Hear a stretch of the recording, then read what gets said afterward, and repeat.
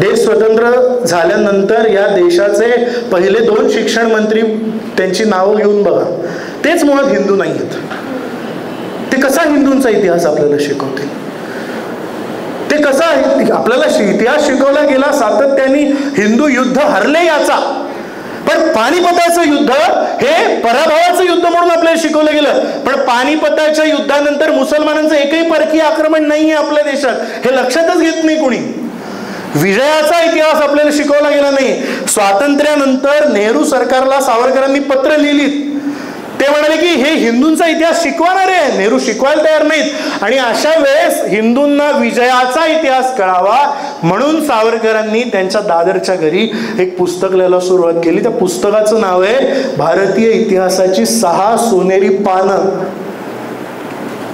म्हणून सावरकर समजून घ्यायचे. आणि आता आपण सगळे रिलेट करायचे, ते अंदमानमध्ये येऊन अंदमान अनुभवायचंय, ते अंदमान बोलावते म्हणजे उगाच मौज मजा दिवसभर करायचंय, पण संध्याकाळच्या 1 तासात अंदमान अनुभवायचंय.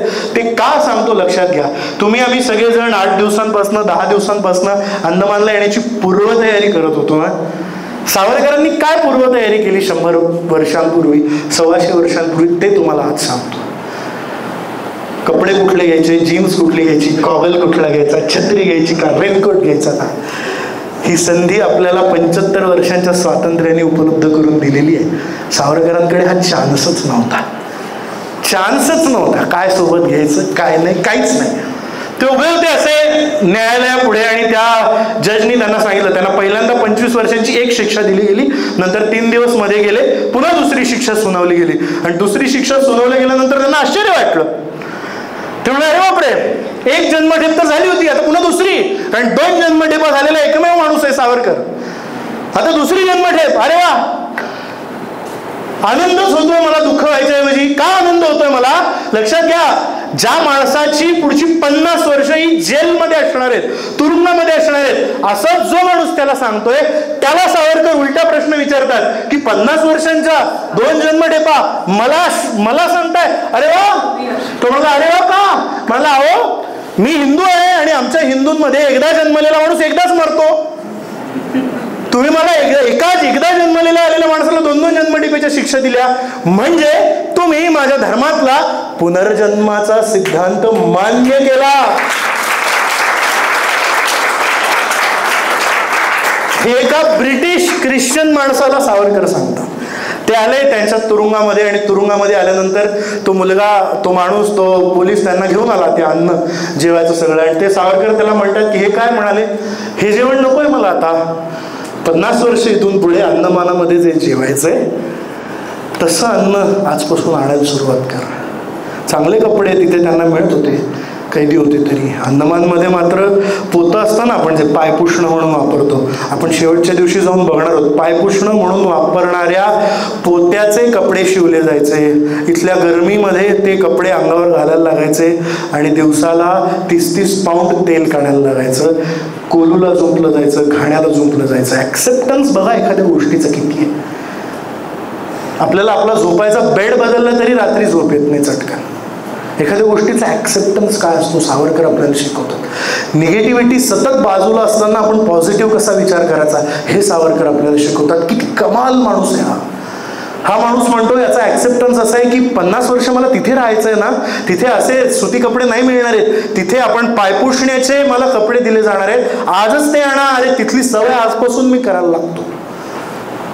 प्लॅनिंग काय असतं, उद्या उठून आपण कुठे जाणार, काय करणार, आपलं काही आयुष्याचं काही प्लॅनिंग आपलं तयार झालेलं नसतं. सावरकरांचं 50 वर्षांचं जेलच्या कारावासाचं प्लॅनिंग तिथेच तयार आहे. माझ्या जन्मठेपीची सुरुवातीची जी म्हणजे आपल्यासारख्या तरुण मुलांना तर हे कळायलाच पाहिजे की आयुष्यामध्ये त्यांना तिथे प्रमोशन नाहीये, काही नाहीये, ब्रिटिशांशी लढायचं नुसतं. पण त्या अंदमानामध्ये जाऊन जे छळ सोसायचे, ते छळ कसे सोसायचे, त्याच्यात मी माझ्यासाठी आणखी काय करू शकतो याचा विचार. ते म्हणाले 50 वर्ष राहायचंय ना, काय काय करू शकतो मी, काय केलं पाहिजे मी, ह्याचा विचार त्यांच्या मनामध्ये. आणि त्यांच्या मनात आलेला विचार त्यांनी लिहून ठेवला. म्हणाले लहानपणी मी शाळेत जायचो, शाळेतनं घरी आल्यानंतर माझी आई आणि माझे वडील मला आमच्या देवघरात नेऊन बसवायचे. आणि पूर्वी परवाचा म्हणायची एक पद्धत होती, म्हणजे संध्याकाळी दमून भागून थकून घरी आले की बॅग फेकून AC लावून झोपायचे नाहीत लगेच.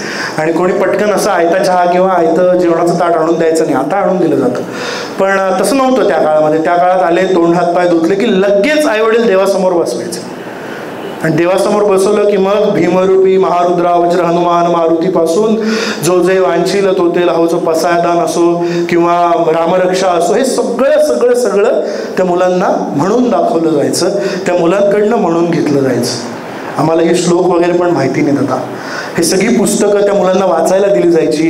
त्या पुस्तकांच्या वाचनातनं मोठमोठे शब्द त्यांना कळायचे. सगळं व्हायचं 100 वर्षांपूर्वी घरात. आणि म्हणून आपल्या आधीच्या पिढीला हिंदू म्हणून असण्याची काहीतरी जाणीव होती, नाही का? त्या पोराला कधीतरी शिकवलं असेल, मनोजवम मारुततुल्य वेगम जितेंद्रियम बुद्धिमतां वरिष्ठम वातात्मजं वानरयूत मुख्यम श्रीरामदूतम शरणं प्रपद्ये.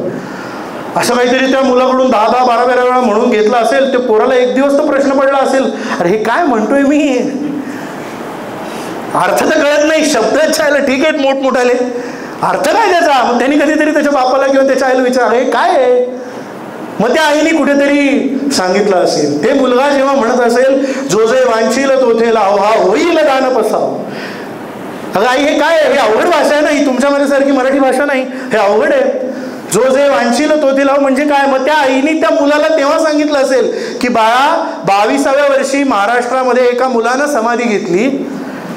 त्याच समाधी घेण्याच्या 5-6 वर्ष आधी त्यांनी ज्ञानेश्वरी नावाचं एक पुस्तक लिहिलं होतं.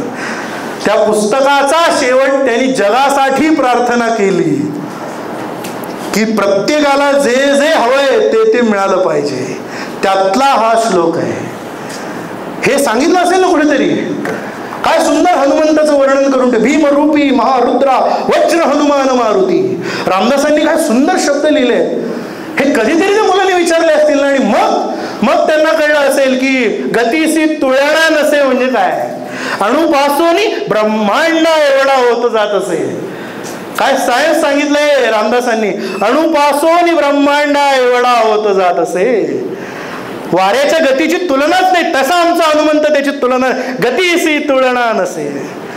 हे त्या बोबड्या पोरांनी कधीतरी विचारलं असेल. त्यातनं त्यांना हनुमान कळला असेल, त्यातनं त्यांना राम कळला असेल, त्यातनं त्यांना कृष्ण कळला असेल, त्यातनं त्यांना ज्ञानेश्वर कळला असेल. म्हणून थोड्याशा आपल्या मागच्या पिढ्या जरा बऱ्या वाढल्या असतील. तुमच्या पिढीला ती संधीच नाही ना. 10% मुलांना हे लहानपणी शिकवलं गेलं, त्याच्यानंतर शिकवलंच गेलं नाही. सावरकर त्या पिढीतले, त्यांना ते शिकवलं गेलं.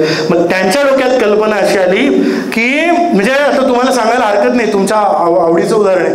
मी एका व्याख्यानामध्ये मध्यंतरी सांगितलं होतं, म्हटलं की पूर्वी ना रामविजय, हरिविजय, पांडव प्रताप अशी पुस्तकं असायची. रामविजय म्हणजे रामाने विजय मिळवला, त्याचं एक मराठीतलं संक्षिप्त ओवीबद्ध.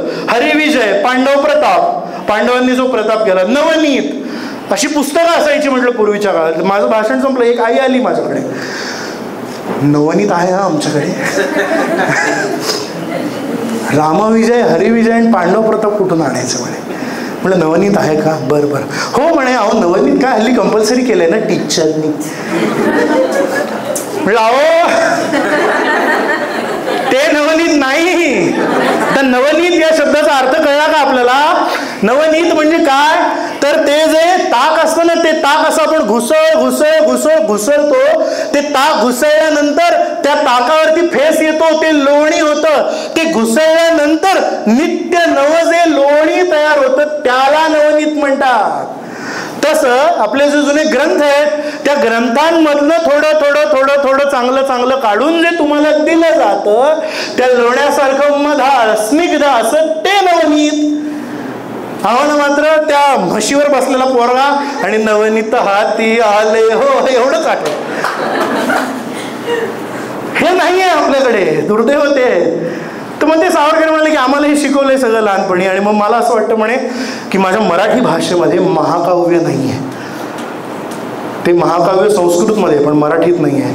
ते महाकाव्य लिहिण्याची संधी इथून पुढे 50 वर्ष मला अंदमानात मिळेल. माझं प्लॅनिंग तयार आहे. अंदमानात जातो आणि महाकाव्य लिहून काढतो.